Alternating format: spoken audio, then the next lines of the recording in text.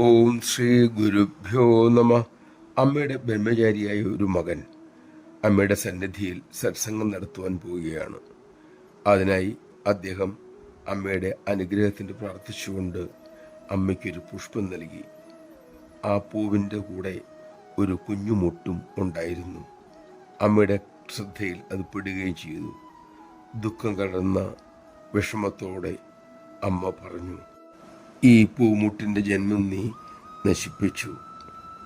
അമ്മയുടെ മാതൃസ്നേഹ സ്പർശമേൽക്കാത്ത യാതൊന്നും തന്നെ പ്രപഞ്ചത്തിലില്ല. നമഃ ശിവായ. സകല ചരാചരങ്ങളും അമ്മയുടെ ഭാഗമാണെന്നറിഞ്ഞ് ജീവിക്കുവാൻ നമുക്ക് സാധിക്കണം. ഭഗവത്ഗീത നമുക്ക് വേണ്ടതിൽ കൂടുതൽ എടുക്കുന്നവനെ കള്ളൻ എന്നാണ് വിളിക്കുന്നത്. ശ്രീകൃഷ്ണൻ ഭാഗവത്തിൽ അത്തരക്കാരെ ദണ്ഡമർഹിക്കുന്നവർ എന്നും വിളിക്കുന്നുണ്ട്.